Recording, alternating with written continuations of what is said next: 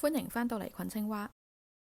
上年10月，我用咗6日時間圍住香港島行咗一圈。當時基於安全理由同埋時間關係，有一啲接駁位就冇去到嘅。其實心入面一直都有個遺憾。由於呢排開始興港島環島遊比賽同埋活動，所以我嘗試用1日將香港島行完。可以話唯一知道嘅就係呢個旅程起碼有60公里長，其他嘅嘢其實都唔係太知道。開始行之前都有少少緊張。幸好最後都叫做順利完成。呢條片就會主要講返當日接駁位嘅一啲情況。如果想了解返其他位置嘅路況，就可以睇返以前嗰啲片啦。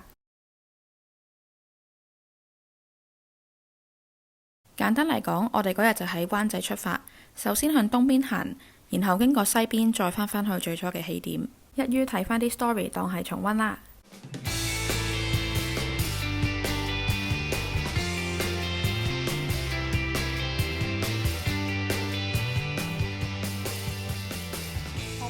又翻嚟啦！上次呢，就喺呢度落咗樓梯去紅山廣場，再兜咗紅山半島啦。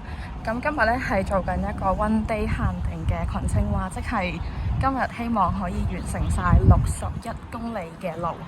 而家呢，就已經行到去完成咗大潭水塘嗰個港島徑第7段啦。而家就喺赤柱東引水道嗰度行緊去赤柱嘅。咁上次冇行到嘅原因呢，就係一嚟要去紅山廣場啦，第二就係行完紅山半島之後已經入咗黑，咁所以就冇上返嚟。咁而家暫時都仲係天光嘅，因為而家2月份日落時間都比之前係遲咗些少。暫時記錄住咁多先啦，呢條片會點樣剪我都唔知啊。日光日白嘅紅山半島。呢度引水道啦，跟住下面呢個就係上次已經入咗黑嘅龜背灣。行到嚟引水道呢一段呢，其實係要小心啲嘅，因為佢有啲位呢，淨係得一邊有欄杆。咁譬如你見到前面嗰度啦，如果一失足呢，就會跌落引水道噶啦。上次就係研究過呢，下面見到係冇行人路嘅，所以都係行返引水道呢度就安全啲。但係如果夜晚行呢，其實都相當之危險。如果要 one day 完成港島遊的話，記得要預返好時間啦，出發時間唔好太晏，要留意返你去嘅月份啦。會唔會落雨啊？太曬啊？太熱啊？另外就係先向東邊行，因為完咗赤柱之後呢，基本上都係啲城市石屎路，咁就相對地會安全啲嘅。另外就係始終條路好長啦，講緊一般人都應該起碼要11個鐘頭或以上先完成到。如果冇適當嘅娛樂，冇同行者呢，其實係會有啲悶嘅，尤其是喺啲引水道嗰陣，咁就可以盡量唔好自己一個人行啦。touch wood 有咩事都有人知啊嘛。經過頭先喺引水道嘅頗長嘅一段路之後，就終於開始離開啦。頭先呢，就係有一啲位係好黑啦，有啲位如果再黑啲嘅話係需要用頭燈協助照明嘅，咁所以係需要非常之專注喺每一步，按需要去減翻低力嘅速度，總之安全至上。咁而家呢，就準備離開引水道啦，落緊樓梯，陣間轉過去就會係赤柱廣場噶啦，就可以去到下一個補給站。咁離開赤柱廣場之後，就會開始行返嗰個南區海濱20公里嗰段路啦。咁都係啲揀得好多嘅路。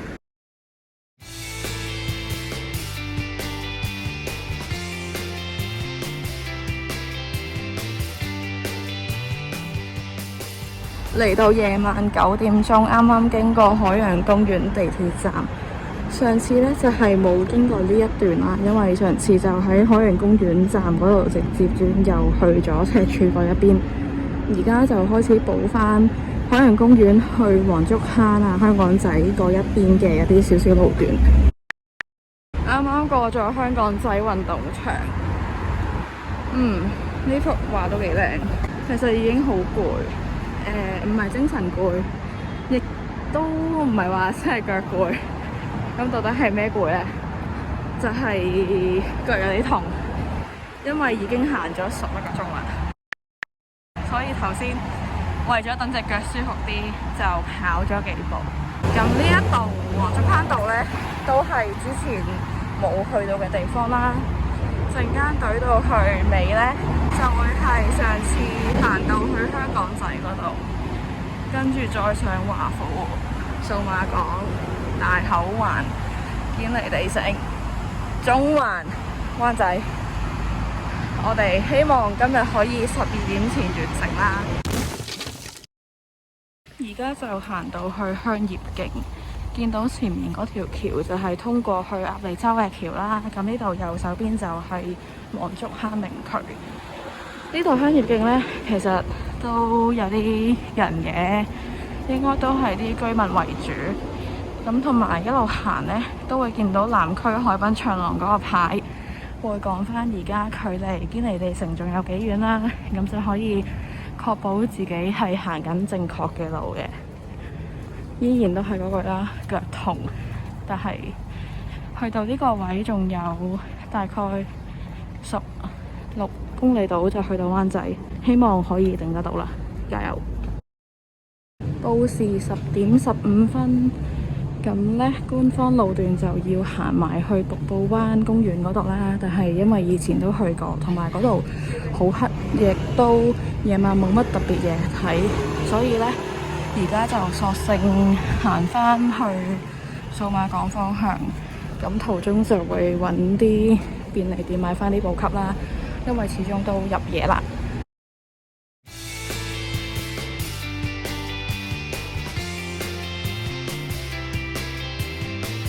Cheer up！ 0021已經去到堅尼地城嘅範圍。頭先就行咗些少城市入面嘅路啦，因為都未揾到路兜返出去海旁住。而家呢，就行緊去海旁，一陣間應該會去返可能係捐山窿公園附近嗰啲位啦。咁而家隻腳呢，就已經係超級痛，痛到隻腳要靠跑步蹬下咁樣屈下個膝頭哥先會舒服些少。咁我同行者就喺後面殿後緊。我哋本來係想14個小時內完成啦，不過而家都已經超過咗14小時啦，好似。總之，如果我哋用返 Google 估計嘅時間去到灣仔嘅話呢，就應該會係15個鐘頭內。其實嗰個時間係比想象中長啦，同埋都有少少失望嘅。咁但係始終第一次行，同埋頭先睇都行咗成7萬幾步 ，which is crazy。我哋應該會完成到嘅，一定會完成到嘅，好快完成到噶，加油！報時1點05分，已經去到中環碼頭。我覺得如果即刻再跑，都可能會有啲暈。我哋如無意外呢，仲有大概半個鐘頭到就會去到灣仔。今日用嘅時間係比想象中多嘅，但係都冇辦法啦。行到嚟呢一度都係要完成埋佢噶啦，所以加油，好快完，好快完。差唔多2點嘅時間就去到灣仔臨時海濱公園呢度啦。其實我哋最後呢一段呢，係個進度相當之差嘅，因為都真係腳痛同埋都攰，咁就旨在完成埋佢啦。呢一度呢，就有好多唔同嘅打卡位啦，例如有呢啲舊式嘅路牌，呢個就寫住會議道，跟住前面呢，就有啲係比較貼合香港嘅特色嘅牌啦，或者係一啲比較旅遊景點啲嘅牌啦，譬如佢之前好似有個 I Love Hong Kong 咁上下嘅牌嘅，所以就有機會可以過嚟行下啦。而家距離起點就大概仲有10分鐘嘅路程，所以呢，就要堅持埋佢，加油！有呢度，但係我哋頂得住嘅。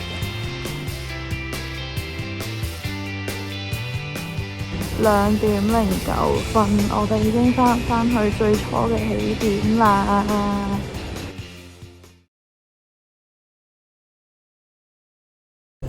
就嚟3點鐘，我已經喺架巴士上面返緊屋企。今日就順利完成咗群青蛙同埋一日群青蛙啦。兩者個路線係有少少唔同嘅，因為一日群青蛙係主要跟翻港島環島挑戰賽嘅官方路線，咁就覆蓋得冇群青蛙咁多啦。但係會簡單些少嘅。另外完成咗群青蛙係因為有一啲接駁位，例如黃竹坑嗰度駁返好啦。咁海洋公園嗰度就係基於時間嘅考慮，所以都冇完成到。之後亦都應該唔會再刻意去完成㗎啦。因為始終由海洋公園站行去酒店嗰一度都唔係一個特別有意義嘅位置。首先講返揀起點啦，好多人可能會喺中環摩天輪嗰度做起點，咁但係我哋揀咗喺灣仔起點嘅原因呢，主要都係方便翻自己去程嗰個交通。第二呢，就係我哋想早些少開始上去龍脊嗰度啦，因為龍脊嗰度呢係嗰啲山路嚟嘅。同埋龍脊完咗之後呢，其實嗰個赤柱東引水道有啲位係比較暗啦，有好多樹林啦，同埋佢係冇扶手嘅，所以嗰度呢係比較危險。之後反而西邊嗰啲路呢，其實都係一啲城市路啦，側邊係會有汽車經過啦，咁就變成如果需要求救啊，甚至搭車離開的話呢，都會容易好多。離開龍脊之後，就行港島徑第7段啦，就係引水道啦，係以個赤柱東嗰一條嘅，咁但係好悶，所以就帶翻適當嘅娛樂俾自己。行完嗰度之後呢，就去到大潭。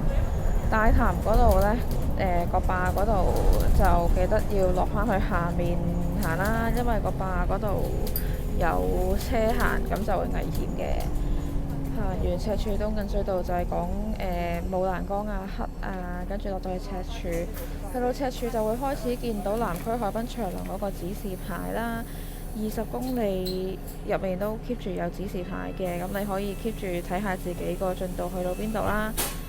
然後呢，域多利道啊、摩星嶺道嗰啲其實都簡單嘅，唯獨是因為今日行到去大口環嗰頭嗰陣已經黑啦，所以我哋都盡量想行翻啲安全些少嘅路，咁就冇行晒成條沙灣徑。雖然係有官方路段，但係我覺得都要因應翻自己嘅需要去適當地調整嗰個路段。去到堅尼地城其實都快嘅，因為啲路都簡單。咁去到堅尼地城之後就可以搭返去海旁啦。咁但係點解會搞咁耐呢？就係一嚟由堅尼地城去灣仔都差唔多6km 嘅路，第二就因為行咗咁多個鐘，其實都真係好攰啦。跟住竟然係要靠跑先可以等隻腳舒服些少。咁就拐下嘅下，終於去到灣仔。再翻返去我哋起點，咁就完咗成件事。會覺得好開心可以完成到啦，覺得係完成咗一件好大嘅事啦。因為始終群青蛙一直有啲接駁位未處理，係有個遺憾喺度嘅。咁而家就群青蛙接駁位以及一啲嘅群青蛙一炮過兩樣嘢完晒呢，有個好大嘅滿足感喺度。因為都差唔多要落車，所以呢就講住咁多先。可能之後都仲會有更加多嘅感想可以分享。